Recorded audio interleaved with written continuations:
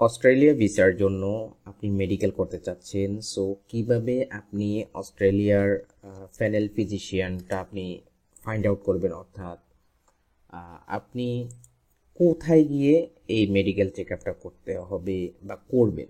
যেখানে সেখানে করলে তো আর হবে না। অস্ট্রেলিয়া গভর্নমেন্ট সরাসরি প্রত্যেকটা দেশের জন্য সিলেক্ট করে দিয়েছে তাদের ওয়েবসাইটে, প্রত্যেকটা লোকেশন স্পেসিফিকভাবে দেওয়া রয়েছে। সো প্রথমে আমরা অস্ট্রেলিয়া সরকার অফিসিয়াল ওয়েবসাইটে আসব, এখান থেকে আমরা হেল্প অ্যান্ড সাপোর্টে যাব, দেন আমরা এখান থেকে মিটিং আওয়ার রিকোয়ারমেন্ট, এখান থেকে হেলথ অপশনে চলে যাব। তাহলে আমরা খুব সহজেই খুঁজে পাবো যে ধরুন আপনি একজন বাংলাদেশি, অস্ট্রেলিয়া ভিসার জন্য আপনি মেডিকেলটা কোথায় করবেন তা বোঝার জন্য আপনি এই অপশনে আসবেন। এখান থেকে দেখতে পাবেন অ্যারেঞ্জ ইউর হেলথ এক্সামিনেশন, দেন আপনি একটু নিচে আসবেন, আসার পর দেখতে পাবেন আউটসাইড অস্ট্রেলিয়া, এখান থেকে যে লিঙ্কটা দেখতে পাচ্ছেন immigration office nearest to you, এখানে ক্লিক করবেন।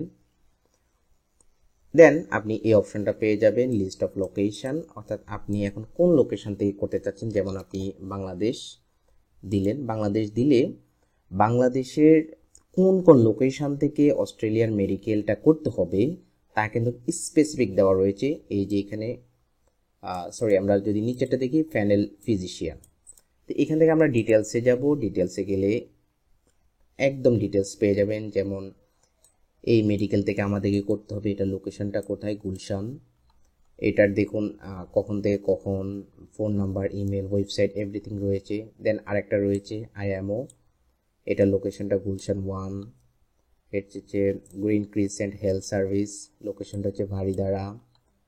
দেন এখানে সিলেটে একটা রয়েছে, দেন আরেকটা রয়েছে এটা হচ্ছে যে চট্টগ্রামে। এভাবে অনেকগুলো নির্দিষ্ট করা রয়েছে। সো অনেকে থার্ড পার্টি বা এজেন্সির মাধ্যমে ওয়ার্ক ভিসা বা বিভিন্ন ভিসার জন্য বিভিন্ন জায়গায় মেডিকেল করে। আসলে আপনি সব জায়গা থেকে মেডিকেল করলে কিন্তু এটা অ্যাকসেপ্ট করবে না।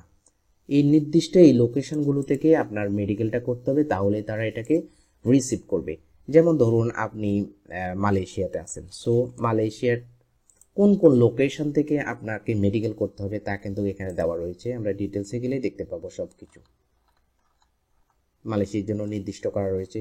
ধরুন আপনি কাতারে রয়েছেন, হ্যাঁ, তো কাতার এখন আপনি কোথা থেকে করবেন, তাহলে কাতার লিখে এখানে সার্চ করবেন, তাহলে থার্ড পার্টি এজেন্সি আপনার সাথে প্রতারণা করেছে কিনা আপনি সেটা ধরতে পারবেন। যেমন মাত্র একটা লোকেশন থেকে আপনি মেডিকেলগুলো করতে পারবেন। সো এই ক্ষেত্রে আমরা আরেকটা বিষয় একটু দেখব, তা হচ্ছে যে আমাদেরকে কি কি ধরনের হেলথ চেক আপ করতে হবে। তাহলে আমরা এখানে আসবো what health examination you need. এখানে আসলে পার্মানেন্ট যে প্রোগ্রামগুলো রয়েছে সেই প্রোগ্রামের জন্য কি কি ধরনের এজ অনুসারে মেডিকেল টেস্টগুলো করতে হয় এখানে বিস্তারিত রয়েছে। হ্যাঁ, আপনার কোন কোন টেস্ট করতে হবে, যেমন 15 বছরের যদি উপর হয় তাহলে আপনার এই টেস্টগুলো করতে হবে।